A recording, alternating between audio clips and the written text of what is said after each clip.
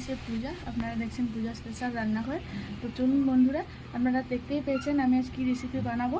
তো বন্ধুরা, খুব সুন্দর অপূর্ব স্বাদের এই ল্যাংচা। তো বন্ধুরা, ভিডিওটি স্কিপ না করে একদম শেষ পর্যন্ত দেখবেন। ভিডিওটি যদি ভালো লাগে অতি অবশ্যই সাবস্ক্রাইব করবেন। চলুন বন্ধুরা, ল্যাংচা বানাতে কী কী উপকরণ লাগবে সেগুলো একবার দেখিয়ে দিই। আমি প্রথমেই নিয়ে নিয়েছি সুজি। এই বড় বাটির 1 বাটি মতন সুজি নিয়েছি, আর নিয়েছি গুঁড়ো দুধ, আর রয়েছে ঘি, আর রয়েছে এলাচগুলো আমি ছাড়িয়ে নিয়েছি এভাবে, আর রয়েছে চিনি, আর আছে খাবার সোডা, আর রয়েছে ময়দা। চলুন বন্ধুরা, কীভাবে ল্যাংচা বানানো যায় সেই পদ্ধতিটি আমি আপনাদের সঙ্গে শেয়ার করব। দেখুন বন্ধুরা, আমি এখানে কড়াই বসিয়ে দিয়েছি। এবার এখানে আমি 4 কাপ জল দিয়ে দেবো।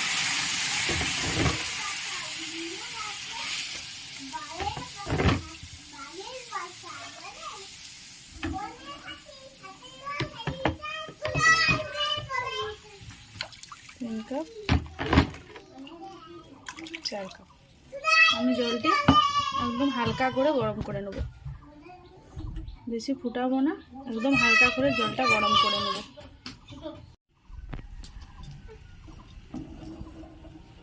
দেখুন বন্ধুরা, জলটাই ফুটতে শুরু করেছে, আর একটু জলটা ফুটে গেলে আমি এখানে গুঁড়ো দুধটা দিয়ে দেবো।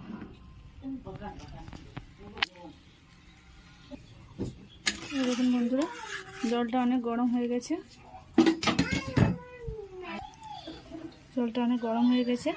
এবার আমি গুঁড়ো দুধটা, কিছুটা দুধ আমি দিয়ে দিলাম। ভালোভাবে নেড়ে নেব।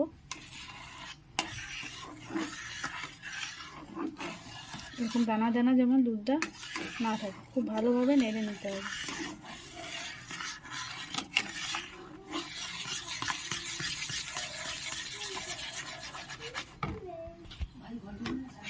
দেখুন বন্ধুরা, দুধটা একদম গুঁড়ানো হয়ে গেছে।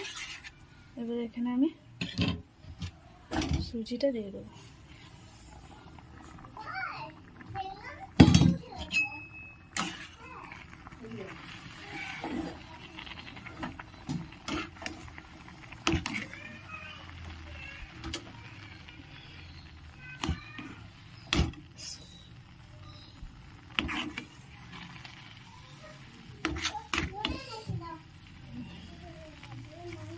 বেশ ভালোভাবে নেড়ে চেড়ে নেব।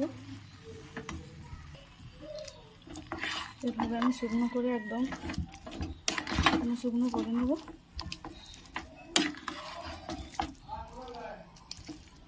আর একটু শুকনো করে আমি নামিয়ে দেবো।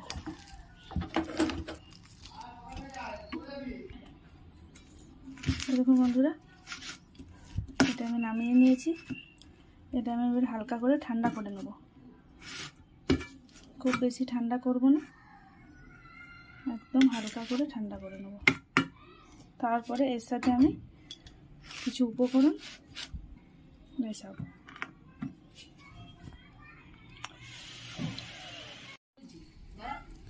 দেখুন বন্ধুরা, একটু গরম আছে। এই গরম থাকতে থাকতেই আমি উপকরণগুলো মিশিয়ে দেবো। আমি এখানে প্রথমেই দিয়ে দিলাম একটু ঘি, তারপরে দিয়ে দিলাম এলাচের গুঁড়ো, আর দেবো 1 চামচ মতন ময়দা। খুব বেশি ময়দা দিলে শক্ত হয়ে যাবে। আর দিয়ে দেবো চিনি।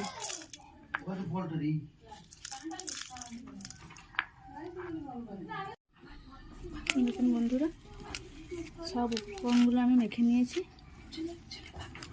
এবারে এখানে আমি গুলে রাখা দুধটা একটু দেবো।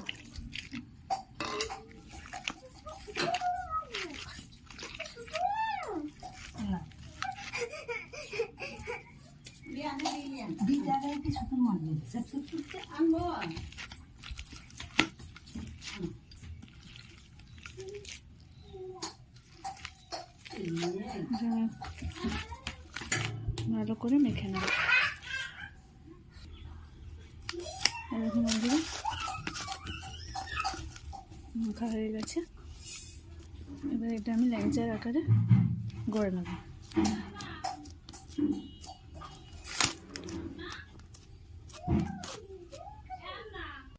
চলুন বন্ধুরা, আমি এখানে কড়াই বসিয়ে দিয়েছি। ততক্ষণ আমি চিনির শিরাটা বানিয়ে নেব।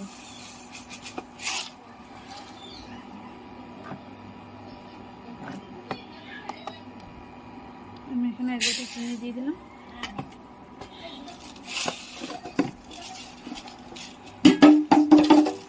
এক বাটি আর একটু চিনি দিয়ে দিলাম। এখানে আমি জল দিয়ে দিলাম। চিনির শিরাটা আমি বানিয়ে নেব।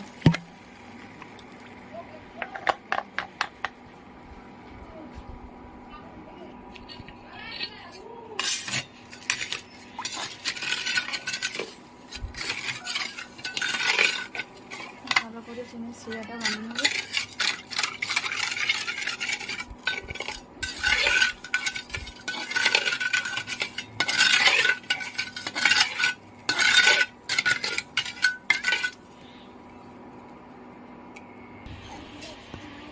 বন্ধুরা অনেকটা ফুটে গেছে। এটা আমি পাতলা পাতলাই রাখবো, বেশি পুরো করবো না। বেশি পুরো করলে কিন্তু মিষ্টির রসটা কিন্তু একদম মিষ্টির মধ্যে ঢুকবে না। আর একটু ফুটে গেলে আমি এই চিনির শিরাটা নামিয়ে দেবো।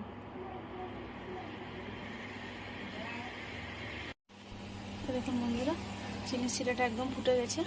এবার এটা আমি নামিয়ে দেবো। দেখুন বন্ধুরা, চিনির শিরাটা হয়ে গেছে। এটা আমি নামিয়ে রেখে দেবো। দেখুন বন্ধুরা, হাতে একটু ঘি নিয়ে নিলাম। এইভাবে নিয়ে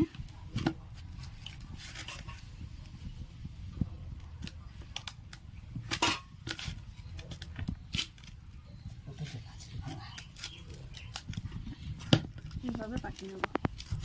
এরকম ল্যাংচার আকারে করে নেব।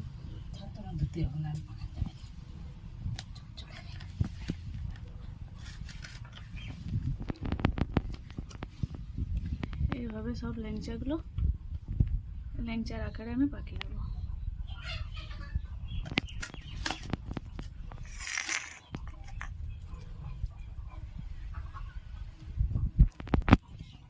দেখুন বন্ধুরা, এইভাবে আমি সব ল্যাংচাগুলো পাকিয়ে নেব।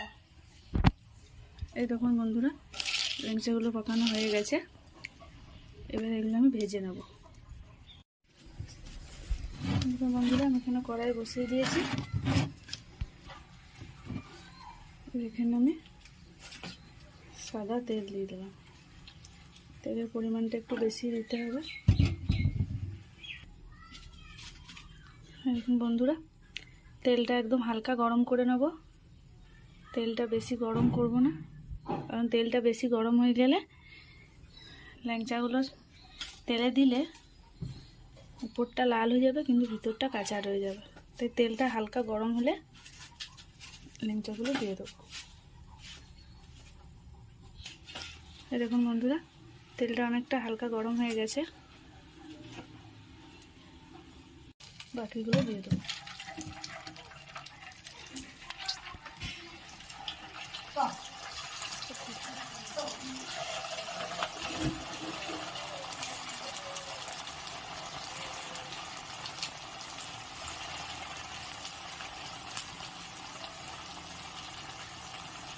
এইভাবে আমি এগুলো ভেজে নেব।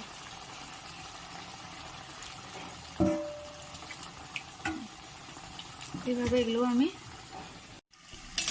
বন্ধুরা একটু লাল লাল হয়ে গেছে।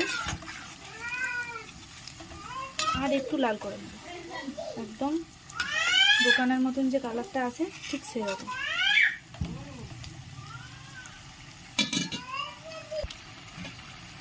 এই দেখুন বন্ধুরা, একদম দোকানের মতন কালার চলে এসেছে।